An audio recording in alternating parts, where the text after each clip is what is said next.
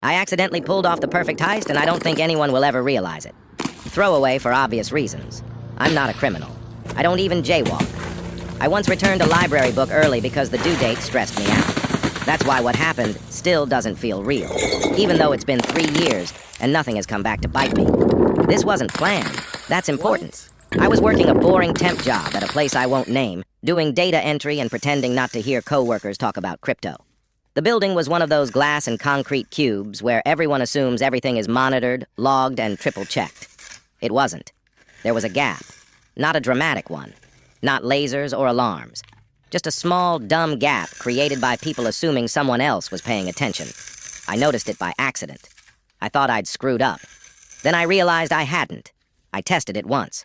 Nothing happened. No email, no meeting, no, "Hey, quick question." So I tested it again. Still nothing. At this point, I should have stopped. A normal person would have stopped. Instead, my brain did that quiet little what-if noise and refused to shut up. Over the next few weeks, I didn't do anything flashy. No sudden changes, no patterns. I just let the system keep believing what it already believed. That's the thing no one tells you. Systems don't look for crimes. They look for changes. If everything looks boring, it might as well be invisible. When I finally stopped, nothing exploded. No one burst in. My badge still worked. My boss still said, "Happy Friday." I finished my contract, turned in my laptop, and walked out carrying the same dumb backpack I'd had since college. Inside, it was nothing suspicious. No cash, no documents, just my lunch container and a hoodie. What I had already moved didn't exist anymore in any meaningful sense. On paper, it was exactly where it was supposed to be. In reality, it was elsewhere, permanently. Months later, I saw a company-wide email, forwarded by a friend, about an irregularity discovered during an audit.